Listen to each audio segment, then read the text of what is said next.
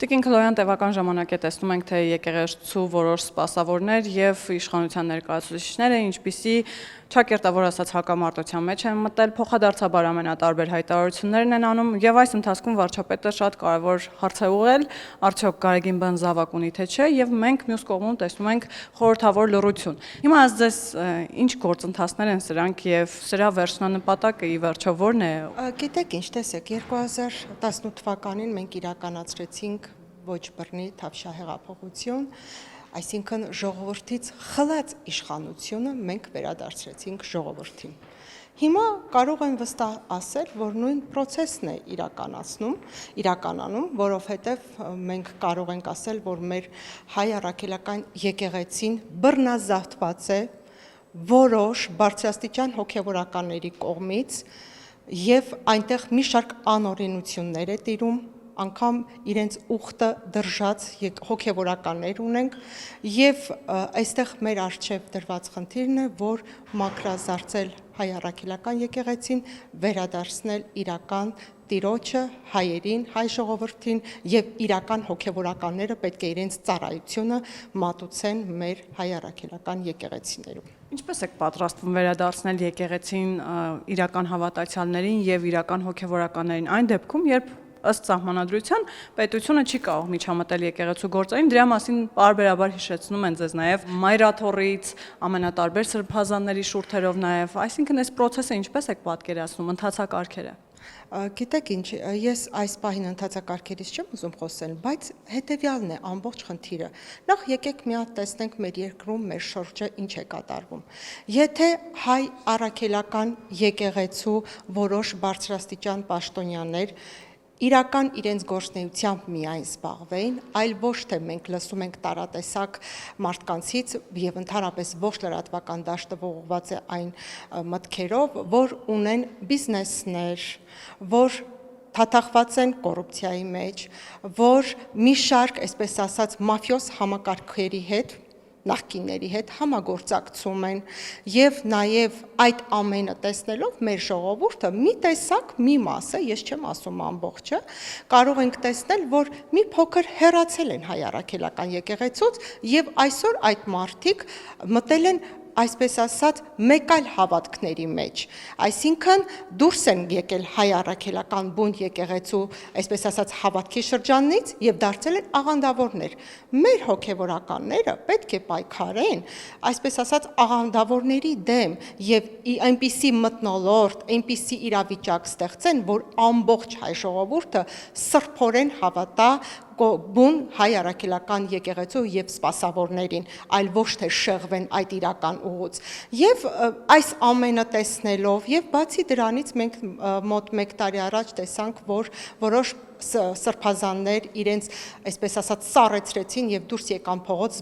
սկսեցին զբաղվել քաղաքականությամբ։ Հոգեվորականը ինչ գործ ունի զբաղվի, այսպես ասած, քաղաքականությամբ եւ քաղաքական կոչերով հանդերձ կան եւ շատ բարձրաստիճան պաշտոնյաներ սատարում են, ոգեկոչող խոսքեր են հնչեցնում ժողովրդին, միացեք, համախմբվենք, այսինքն իրենք դուրս են եկել պետության դեմ, հակապետական գործունեություն են այս մարդիկ ծավալում։ Երբ որ մենք ամբողջությամբ այս պատկերը, այսպես ասենք, մաքրազարծենք, ես համոզված եմ, որ մեր ամբողջ հավատացյալ հոգևոր հոտը չի շեղվի ուղուց եւ ամուր կարճած կլինի, այսպես ասած, հայ առաքելական եկեղեցուց եւ ամբողջությամբ կհավատա հենց բուն բարձրաստիճան հոգևորականներին, որոնք սպասավորներն են հայ առաքելական եկեղեցու։ Տիկին Քլոյան, տեսեք, դուք ասում եք, որ եկեղեցին դուրս է եկել պետության դեմ, եկեղեցու կողմից էլ հակառակ պատասխանն է հնչում, որ հակառակը պետությունն է դուրս եկել եկեղեցու դեմ, եւ անգամ մենք տեսանք, որ առաջին նախագահ Լևոն Տեր-Պետրոսյանը գնաց մայրաթոռ, իր աջակցությունը հայտնեց Գարեգին բ-ին եւ նաեւ ասաց, որ այնինչ անում է այսօր պետությունը, իշխանությունը, դա հակասահմանադրական է։ Հիմա որտեղ է ճշմարտությունը, երբ դուք ասում եք, որ նրանք թիրախավորել են պետությանը, նրանք ասում են, որ իշխանությունները թիրախավորել են եկեղեցուն։ Նախ պետք է ասեմ, որ մենք բացարձակ չենք թիրախավորել հայ առաքելական եկեղեցուն եւ շատ ամուր կանգնած ենք մեր հայ առաքելական եկեղեցու կողքը, պարզապես մենք հարց ենք հնչեցնում։ Օրինակ, արդյոք մեր Գարեգին կաթողիկոսը զավակ ունի, թե ոչ։ Նախ այս հարցին թող պատասխան տա, որովհետև եթե ունի զավակ, ուրեմն ինքը ուխտադրուժ է եւ իրավունք չունի վեհարանում գտնվել։ Սա մեկ։ Իսկ ինչ մնաց Լևոն Տեր-Պետրոսյանին, տեսեք, եկեք անցնենք մի փոքր ետ եւ հիշենք 2008 թվականին մարտի 1-ի դեպքերին նախ ես ուզում եմ այսպիսի միտք արտահայտել Լևոն Տեր-Պետրոսյանը երևի թե հիշողության հետ խնդիր ունի չէ որ ինքը մի ամբողջ ազգ ժողովուրդ ոտքի հանեց եւ դուրս բերեց փողոց պայքարելու ընտրակեղծարարության դեմ պայքարելու նախկինների այսպես ասած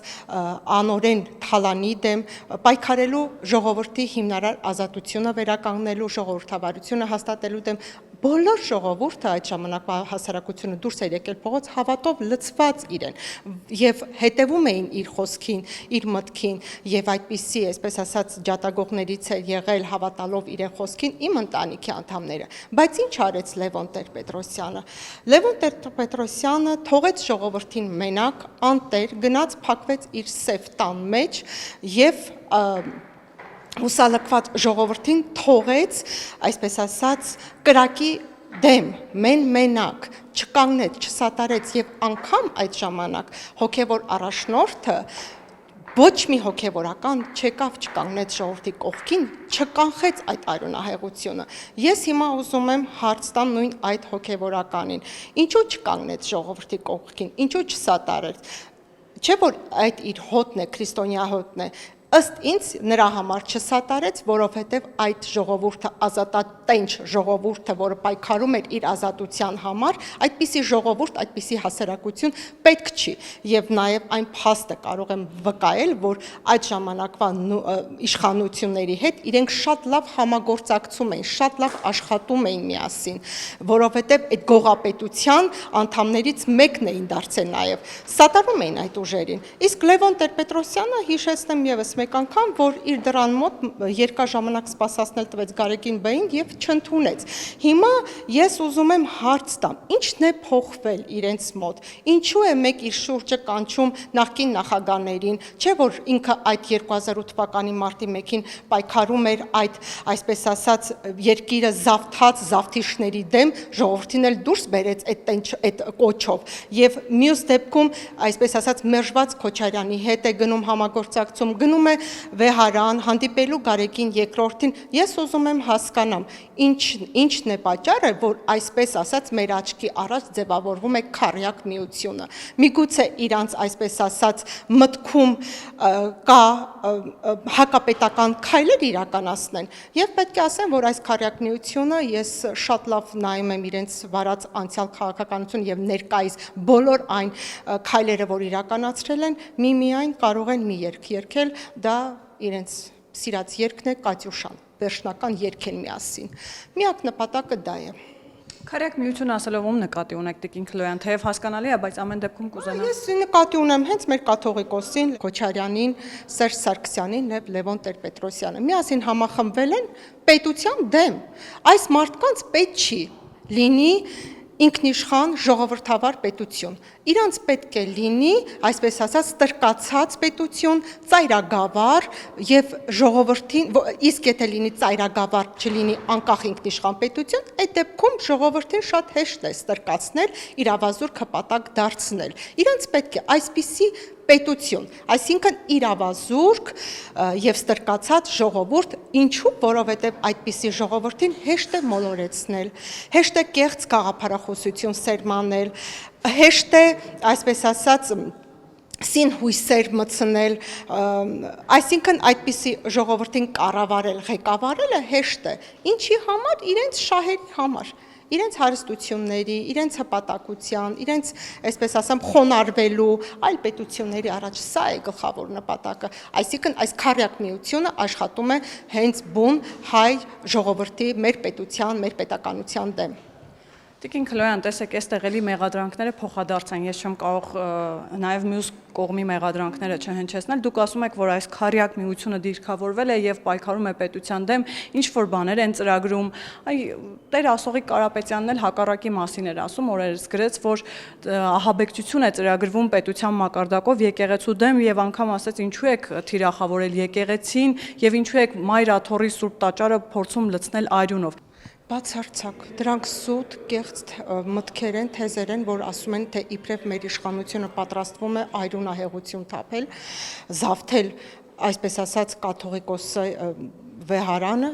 դա ընդհանրապես սուտ կեղծիք է, նման բան գոյություն չունի։ Ասում եմ ձեզ, որ մենք մեր իշխանությունը ընդհանրապես բոլոր այն քաղաքացիները, ովքեր խոսում են ընդդեմ կաթողիկոսի եւ ընդհանրապես այն բարձրաստիճան հոգեվորականներին, որոնք հակապետական կոչերով են հանդես գալիս, որոնք տենչում են այրան,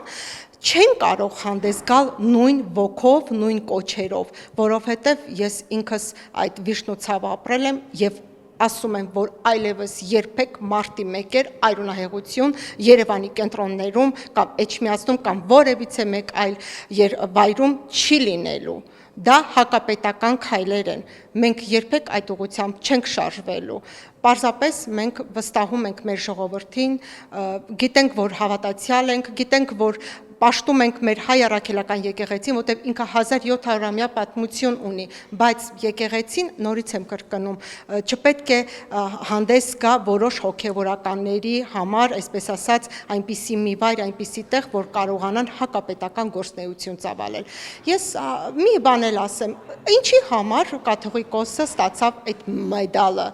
ինչու հենց մեկ կենտրոնի կողմից այդպիսի շքանշան ստացավ, ինչի համար։ 44-օրյա պատերազմի ժամանակ ոչ մի, այսպես ասած, ոգեկոչող, սատարող խոսք չհնչեցրեց աջակցություն պետության, աջակցություն զինվորի, աջակցություն արցախցիների, ընդհակառակը 20 թվականից հետո պահանջում էր, որպեսզի օրինական իշխանություն ընտրված իշխանությանը վայր դնել իրենց գործունեությունը, այսինքն եւ նաեւ ուզում եմ հասկանամ այդ մեդալը ստացավ, որ չկանխեց մարտի 1-ի այրունահեղությունը, ինչու ստացավ այդ մեդալը, ինչն է պատճառը, որ մի լավ գործի համար, ինչու չի կատարում հաշտարարի դերակատարությունը, ինչու չկանխեց այրունահեղությունը, կամ ինչու սատար չկանգնեց բուն արցախցիներին ժողովրդին, կամ ինչու հիմա չի պահանջում գերիների ազատելը Բաքվում գտնվող, ինչու այդ քայլերով չի զբաղվում, այլ հակապետական հայտարարություններ է հնչեցնում, մեդալներ է ստանում, ինչու։ Տիկին Քլոյան, մի շարք ինչուներ թվարկեցիք, ինչու հենց այս հարցերը Գարեգին Բ-ին չեն ուղղվում, ինչու եւ ինչի դիմաց է, որ ծառայության դիմաց է Ռուսաստանից ստացել այդ մեդալները, եւ միայն հստակ մեկ հարց է տրվում, թե արդյոք զավակ ունի, թե չէ։ Իսկ այս ինչուների պատասխանները երբ պիտի ստանանք։ Հուսամ կաթողիկոսը մեր շատ իմաստուն կգտնվի եւ այդ բոլոր ինչուների պատասխանը մի օր կհնչեցնի եւ այնքան ողջամիտ կգտնվի, որ ինքնակամ կհեռանա վեհարանից,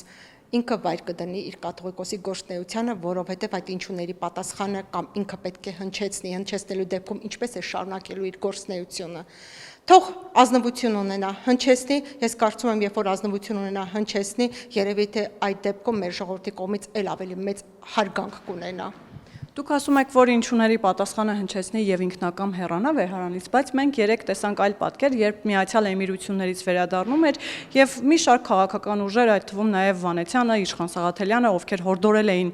ճակերտավոր ասած հավատացյալ ժողովրդին գնալ եւ դիմավորել Գարեգին Բ-ին, այդտեղ Գարեգին Բ-ն աղոթեց եւ ասաց, որ միասնական կերպով կարողանալու են հաղթահարել այս բոլոր դժվարությունները եւ բարբերաբար այդ մասին խոսվում է ոչ միայն Գարեգին Բ-ի մակարդակով, որ պիտի հեռանա Նիկոլ Փաշինյանը, ոչ թե ինքը։ Հիմա ով պիտի հեռանա։ Գիտեք ինչ, ես ուզում եմ ասեմ, որ ովքեր էին նախ գնացել իրեն դիմավորելու, արդյոք հավատացյալներ են, սա մեծ հարց է։ Իհարկե, բնավ ոչ, որտեղ այնտեղ մենք տեսնում ենք այն բոլոր ուժերին, ովքեր որ միշտ հանդես են գալիս փողոցում։ Այդ նույն ուժերն էին այնտեղ գնացել դիմավորում եւ իրենք այսպես ասած չեմ հասկանում, չեն ուզում իրականության հետ հանդիպել, առերեսվել, չեն ուզում տեսնել, արդյոք դա իրական հավատացյալ ժողովուրդներ գնացել, թե նույն այն վերնախավը իրենց այսպես կոչած, որը սատարում են միմիայն օտար ուժերին։ Այսինքն իրենց բոլոր քայլերն ու գործողությունները նորից եմ կրկնում, ուղղված են եղել մեր պետության դեմ։ Իսկ ինչու պետք է Նիկոլ Փաշինյանը հեռանա։ Չէ՞ որ 2021 թվականին ընտրությունների ազատ թափածիկ ընտրությունների շնորհիվ ինքը նորից վերընտրվեց որպես երկրի վարչապետ։ Ինչու։ Ինքը լեգիտիմ իշխանություն է եւ այսօր այդ հաշվարկ ենք մենք սկսել շուրջ 1 տարի հետո հունիսի 7-ին կսկսվի այսպես ասած նոր ընտրությունները եւ ես համոզված եմ, որ նորից կլինեն արդար թափածիկ ընտրություններ, ինչի արդյունքում ժողովուրդը իր քվեն կտա այն մարդուն, ում ավելի շատ վստահում է։ Հանգուցալուծում է այս ամեն ինչը, երբ որ եկեղեցականները պահանջում են Նիկոլ Փաշինյանի հրաժարականը, իդեպ ոչ միայն եկեղեցականները, նաև որոշ ընդդիմադիր ուժեր, այդ մասին խոսեց երեք նաև Սերժ Սարգսյանը դատարանի մուտքի մոտ, ասաց, որ այո, իրենց համար կարևոր է ոչ թե ով կգա, այլ որ կարևորը Նիկոլ Փաշինյանը հեռանա։ Հիմա մի կողմից ընդդիմադիր ուժերը եկեղեցին կամ որոշ հոգևորականներ պահանջում են Նիկոլ Փաշինյանի հրաժարականը, մյուս կողմից Նիկոլ Փաշինյանը ասում է, որ Գարեգին Բ-ն պիտի հեռանա։ Գարեգին Բ-ն, երբ որ պատասխանի այն բոլոր ինչուների հարցերին, արդեն այդտեղ շատ པարզ կդառնա։ Հեռանումը թե մնում է։ Եթե ինքը իրոք զավակ չունի, թող հերքի այդ փաստը։ Եթե հերքին, բնականաբար կշարունակի իր աշխատանքը, բայց եթե չի հերքում, այսին բազում ինչուների հնչեցրած հարցերին չի պատասխանում, ուրեմն ինքը չի կարող շարունակել իր կաթողիկոսությունը, չի կարող։ Այդ դեպքում նորից եմ կրկնում, մեր ժողովուրդը չի կարող նույն հավատքով լցված լինի առ իրեն։ Ժողովուրդը հավատում է մեր հայ առաքելական եկեղեցուն, ամուր կանգնած է եկեղեցու կողքին, բայց հավատալ վեհափառին չի կարող, նույն ամբողջ հոգով, շնչով, էությամբ չի կարող, որովհետև մենք լսում ենք, տեսնում ենք զավակի մասին, տեսնում ենք իրենց, այսպես ասած, բենթլիների մասին, իրենց բիզնեսների մասին, ինչ գործ ունեն հոգևորականների, նման խոսույթներ գան, այսպես ասած, կպնեն իրենց, ինչու։ Չէ՞ որ կան այդ ամենը։ Եվ իրենց պահանջը կներեք օրինական չի։ Բացարձ, այո, Նիկոլ Փաշինյան, որտեվ Նիկոլ Փաշինյանը ընտրված վարչապետ է, ընտրված իշխանություն է, լեգիտիմություն ունի։ Մենք ամեն դեպքում տեսանք, որ օդանավակայանում Գարեգին Բ-ին եկել էին սատարելու որոշ հոգևորականներ նաև։ Հիմա եթե մենք այս սատարումը տեսնում ենք, նախ նրանք նշում էին, որ անհնար է Գարեգին Բ-ի հեռանալը, Գարեգին Բ-ն է այն մարդը, որի շուրջ իրենք համախմբվել են եւ շարունակելու են համախմբվել։ Հիմա եթե Գարեգին Բ-ն հայտարարի, որ հեռանալու է, լավ, ով է գալու։ Ես կարծում եմ, որ մենք հոգևոր դասի ունենք այնպիսի ազնիվ հոգևորականներ, որոնք իրոք արժանի կլինեն դառնան arczepiskopos-ներ, կաթողիկոս։ Համոզված եմ, որ այդպիսի մաքրամաքուր հոգևորականներ մեր կառուցում, հոգևոր կառուցում կգտնենք եւ կարող են շարունակել, այսպես ասած, կաթողիկոսի աշխատանքը, իսկ այն մյուս բոլոր հոգևորականները, որոնք այդ պահին եղել են այդ օդանավակայանում եւ դիմավորում էին կաթողիկոսին, նույն դաշտի մեջ են, նույն օղակի մեջ են։ Սա է իրողությունը։ Իսկ ինչու մենք այդ ընդվզող հոգևորականներին բարեպաշտ նաև որոնց մասին դուք խոսում եք չենք տեսնում, ոչ ոք չի ընդվզում կարծես։ Դա անթաքուց այդպես թվում է, բայց ես համոզված եմ, որ եւ ամբողջ այսպես ասած հոգեվորականների մեջ կան այդպես ասած գաղտնի ընդվզումները։ Պարզապես մի քանի անգամ ականատես եղել ենք, երբ որ վեր են կացել, բողոքել են, ընդվզել են, անմիջապես հեռացվել են հոգևոր իրենց աշխատանքի գործունեությունից։ Ինձ թվում է ընդհանրապես դա է, բայց երբ որ մենք անհատապես հանդիպում ենք, լսում են, իրենք եւս իրենց բողոքն են հայտնում այդ մաֆիոս համակարգին, որը ներկայումս գտնվում է Վեհարանում։